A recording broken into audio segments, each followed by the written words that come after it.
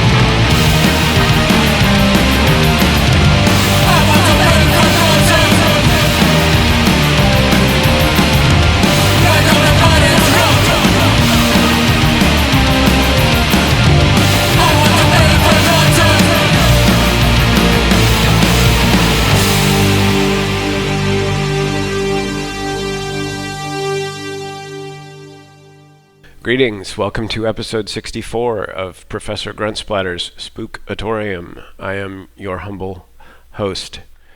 That last track you heard was Cataphiles with Where to Hide from their self-titled album on Sabotage Records. And opening the show today was Elysian with the track Crooked off their self-titled EP that came out in 2016. Coming up in a little bit, I am going to have something on contemporary artist Odd Nerdrum, whose work I've been thinking about a lot lately. But before we get to that, this is Empathy Cell with Signal Lost.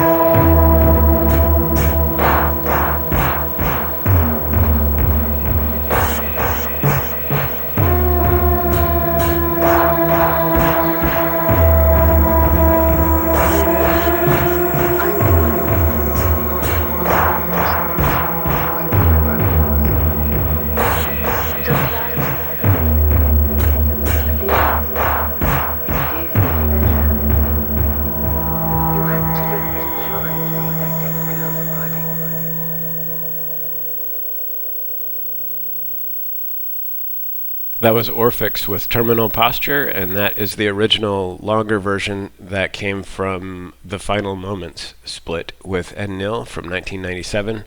There's a shorter version of that track that they put on a collection of their work called Fragmentation, I think. Before that was Noiztatic with the track Slaughter from the Decapitation of Sacrificed Hearts EP, and opening that set was Empathy Cell with Signal Lost from the Signal from the Void release. Up next is a track from a collaboration between Ruhr Hunter and Chaos as Shelter. The album is called One, and it came out on Glass Throat Recordings in 2001. This track is called Movement 2.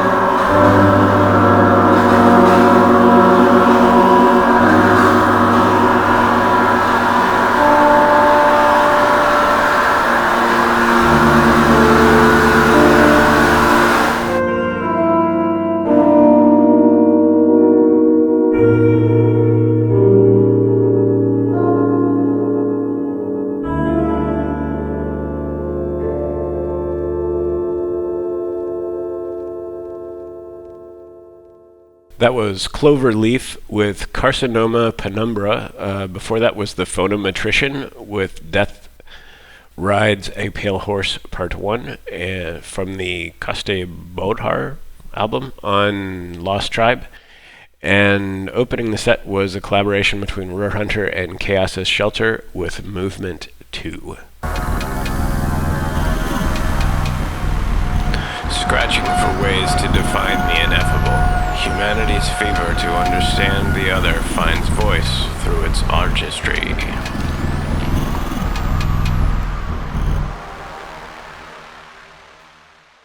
Odd Nerdrum is a contemporary artist in the sense that he was born in 1944 and is still alive and working today at the age of 79. He'll be 80 in April, I think. Stylistically, his work draws more from artists like Caravaggio and Rembrandt, with, I would say, a little bit of the spirit of surrealism.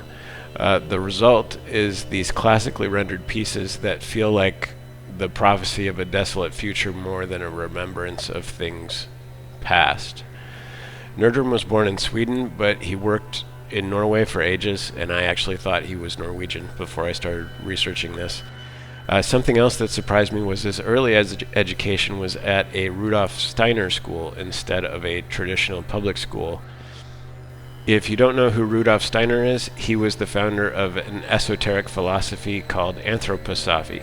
Steiner caught the attention of the Theosophical Society early on with his ideas, and later ended up splitting with them to form his own Anthroposophical Society, which eventually led to the creation of Waldorf, or Steiner schools as they're called, and those continue today. The sort of quick and dirty Wikipedia explanation of the ideas behind that are, quote, the anthroposophical proponents aim to extend the clarity of the scientific method to phenomena of human soul life and spiritual existences. The steps of this process of inner development he identified as consciously achieved imagination, inspiration, and intuition.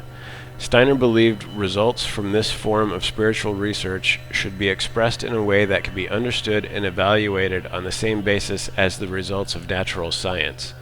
Steiner contrasted the anthroposophical approach with both conventional mysticism, which he considered lacking the clarity necessary for exact knowledge, and natural science, which he considered arbitrarily limited to what can be seen, heard, or felt with the outward senses, unquote. I read Steiner's An Outline of Occult Science many years ago, but there are numerous books of his thinking out there if you are curious. This unique style of early education does seem to have colored Nerdrum's work. He went on to study at the Norwegian National Academy of Fine Arts, but did not stay because of his distaste for the direction of modern art at the time. He set himself to studying the artists that resonated with him and developing a style in stark contrast to the work of the time, which he knew explicitly would isolate him from his peers. I'll include some of images in the video version that hopefully will make it through YouTube's claws. Here are a couple of quotes from Nerdrum that speak to this fascination with past artistry reflecting on modernity. Quote, "Move backwards into the future so that your face is illuminated by the past." And, "Progress is a certainty for all. Few people turn back to the past. Through the dark ancient cities, within and beyond, I search for the fire of my ancestors." Unquote. Nerdrum does everything from still lifes to portraits to pieces that I would call narrative, and these are where he first caught my attention. In fact, the monograph that I have of his work is subtitled Storyteller and Self-Revealer. He paints generally large canvases with murky sepia tones that present a distinct, often pained foreground in that classic style, with an endless horizon that has always reminded me of Dali a little bit. There are post-apocalyptic landscapes where gaunt figures guard water holes with firearms or lay wrapped in strange blankets.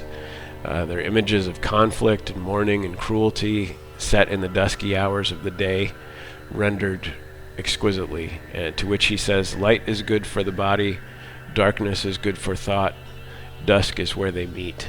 I've gotten to see a couple of his pieces in person, and they really are quite remarkable to stand in front of. In 1998, Nerdrum announced the kitsch movement, declaring himself a kitsch artist, and later releasing the book On Kitsch with Jan Ove Tuve. And this comes from Nerdrum's site explaining it. According to Hans Riemann, the concept of kitsch came into being in the mid-1800s, Munich. Its purpose was to attack the previous culture, making room for modern art. Historically, the term is linked with the birth of the system of the fine arts 100 years earlier. While the latter praises aesthetical indifference, kitsch encompasses sentimental and narrative paintings, literature, and music. Kitsch motifs typically deal with the unchanging experiences of human life. According to Thomas Kulka, these motifs could even be further analyzed in terms of Jungian archetypes. Odd Nerdrum has always identified with these values in the manner of classical kitsch criticism. He has thus been reproached for his concern with past masters and sentimental pathos-filled images. And finally, Nerdrum says this: kitsch is deep in its superficiality, and art is superficially deep.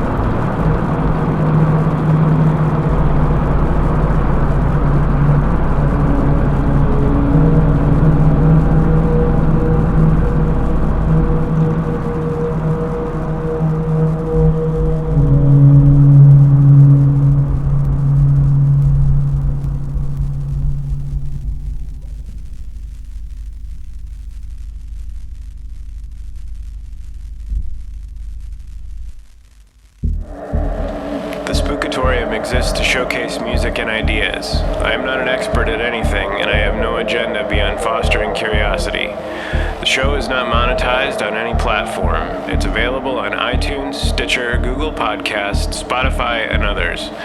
A video version is available on the Cryonic Mind YouTube page. If you can like, subscribe, comment, etc., it helps the show's visibility. If your music was featured here and you'd prefer it was not, let me know and I will remove it from the feed. You can reach the show at spookatorium@gmail.com. The website can be found at spookatorium.org, and your comments are always welcome. Thanks very much for spending some time here.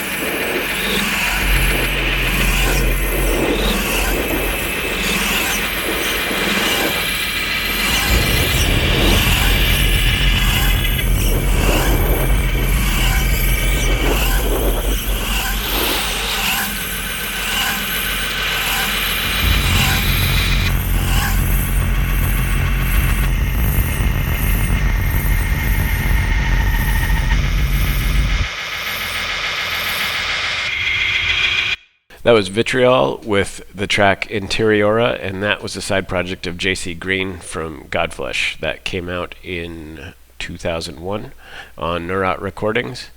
Before that was Wäldchengarten with Connection Lost, and opening that set was the Vomit Arsonist with Selective Hyperthesmia off of the That Which Has Been Forgotten album that came out on Malignant in, I think, 2020.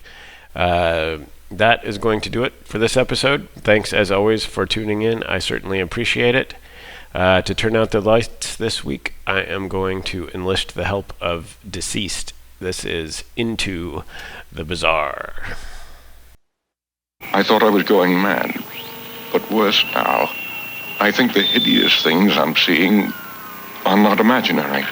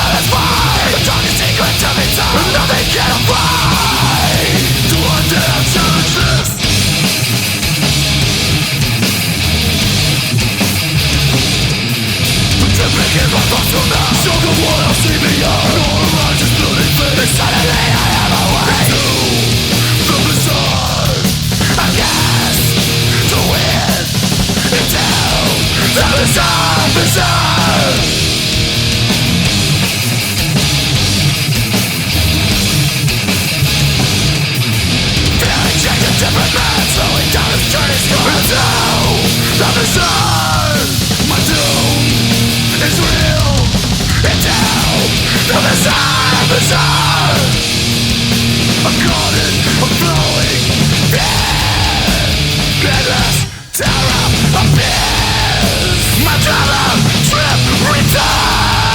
I close my eyes, it's